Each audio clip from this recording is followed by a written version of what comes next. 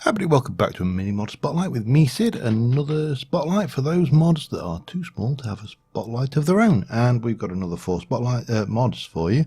So let me change out and let's get over to the first mod, which is Garbage Bins by Lisco Slayer. So those of you who know me know that I'm a big fan of certain aspects of certain mods. So trash cans from Extra Utilities stroke Oaken Block, I can't remember which one it was now, and often as not you want maybe say the slime boots from Tinker's Construct, but you don't want the entire Tinker's Construct, or you want the garbage cans but you don't want the entire mod that goes with it. So when you get these little tiny mods that just add features from another mod in very small portions, then can be very useful when you want to build a pack that you don't want to have the fully featured elements of and have to disable a whole load of content. So this is the garbage can, a chest, some smooth stone and some cobblestone. I think that's pretty much exactly the same recipe. Gives you the garbage can, and anything you put in the garbage can goes. Simples. You replace the chest with a bucket for the same recipe, you'll get a fluid garbage bin, and any fluids you put into the fluid garbage bin will also be gone. Now these are in both cases can be pumped into via hoppers, pipes, whatever it may be. So yeah, fairly useful if you want to avoid a whole load of pointless fluids. The next mod is Dazzle by Quat 1024. So Dazzle puts in a whole load of lights, believe it or not. They all roughly work to the same recipe. They all have 16 colour variations.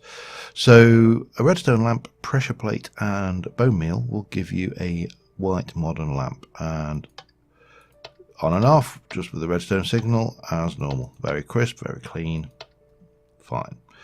Combine one of those with a comparator and you will get a analog white modern lamp, and that will alter its light level. So this has obviously got a redstone signal of 14, full redstone signal. This has got a redstone chain around the back, so it's got a much lower signal, and obviously it lights up lower. So this particular lamp will vary its light level dependent on the signal that you send to the lamp. And pretty much every single lamp in this mod has this variation, which is why I'm not going to do them all like this. So moving right along, an end rod, bit of lime dye for this one, and a crafting station will give you a lime pulsating light. And you can see that the animation keeps going, but bang, there you go. You can make your own Cylons. Combine a lamp with some prismarine crystal and dye, purple in this case, and you will get a purple sea lantern. And remember, these all come in the analog versions as well, so this is not just the only thing. A dyed redstone lamp, this is a red one, classic, and again analog exists for this. This is an interesting one, and this at first value seems very expensive.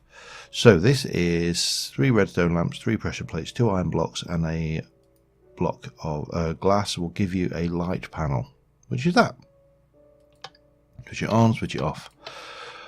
Reason this is so expensive is that it has a range. It basically illuminates something up to 45 blocks in front of it, so it's got a huge range on the actual panel itself, and also you can do it onto walls or ceilings or floors, however you want to do it. A popped chorus fruit, dye and glowstone will give you dust, and this is what you get these little kind of glowing mystical lights here. And this is an interesting one in its own right. Again, potentially useful. I'm no big redstoner, so I'm sure anybody who's more into redstone will see the uses for this far more than I do.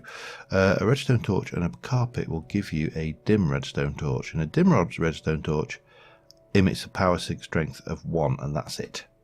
So it's 1 block and you're done.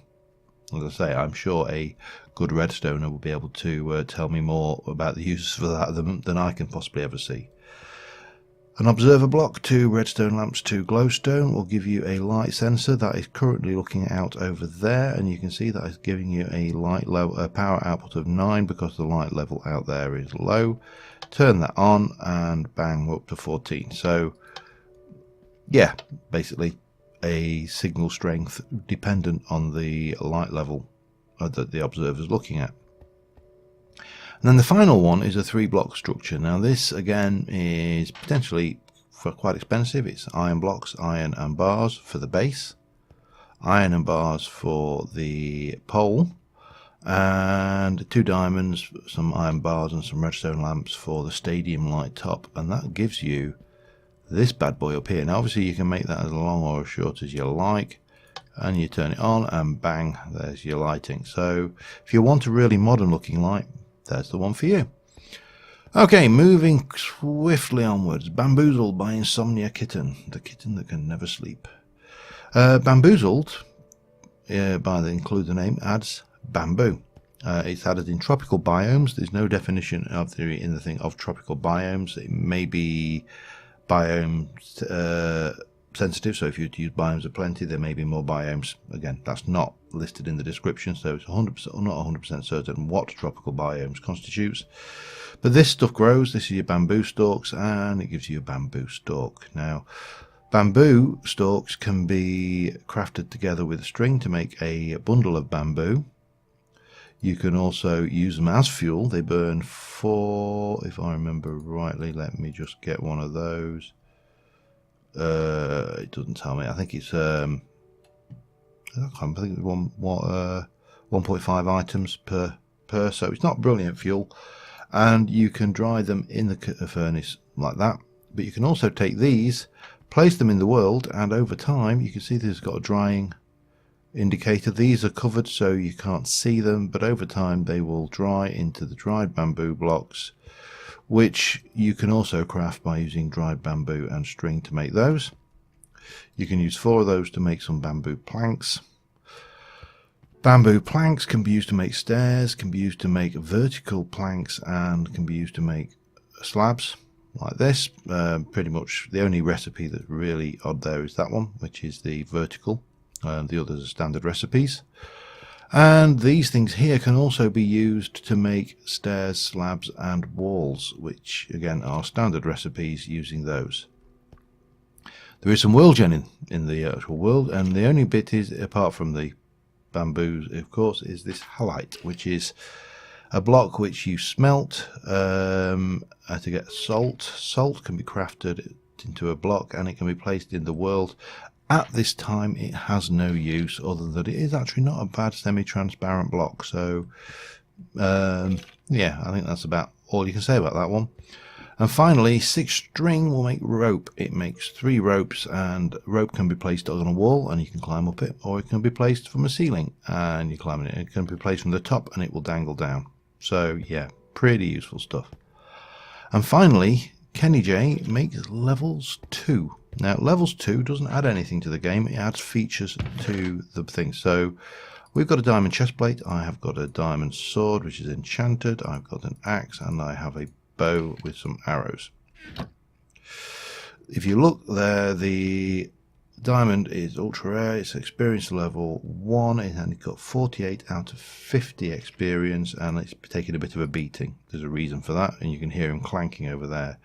The sword is level 2, it's got 115 out of 125 experience, and this has got no experience, has that.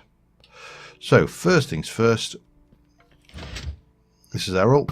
Thanks, Errol. And oh, yep, thank you. There we go. That has leveled that up. The armor gains experience from being damaged, whereas the sword, which is currently level 2 and at 115,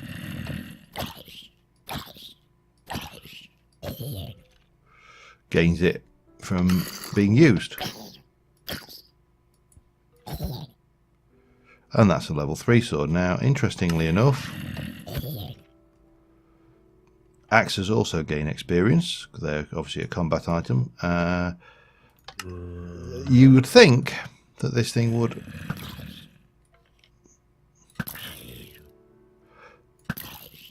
Is it dead yet? Oops, did I miss?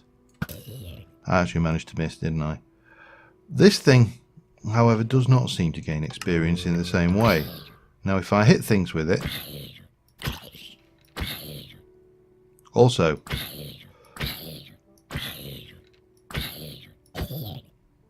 not gaining experience. So yeah, the bow seems to be broken. However, anyway, let's just eat a steak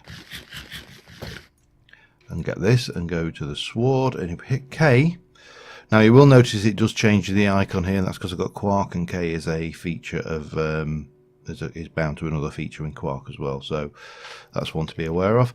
You get to basically add some experience levels items, so you can do fire, frost, poison, or bloodlust. You can light or ethereal, so if you put ethereal on, for example, and then we'll go over to see Errol, and Errol will do a bit of work for us. Come on. And let's do a little bit. Thank you, Errol. That will do me lovely. And we can come over there and go.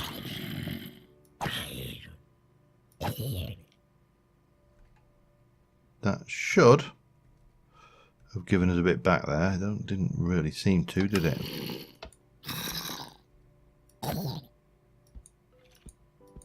Wow, he went down. Now the other one, of course, is you can place. We leveled this one up. Now this has a variety of options. So molten, yeah.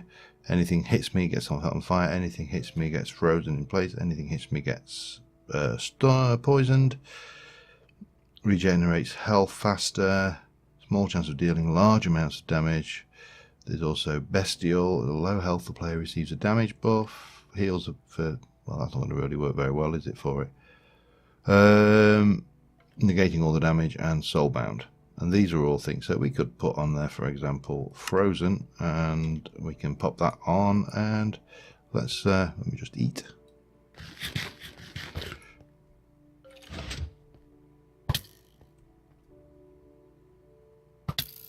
Maybe we should have gone with something else.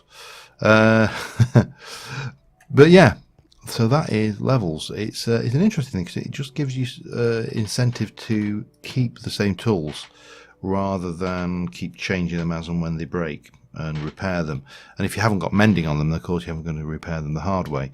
But yeah, that is levels. So I think on that note, all that remains to be said is, as per usual, all links to the mods are in the description below. And thank you very much for watching, guys, and I will see you soon.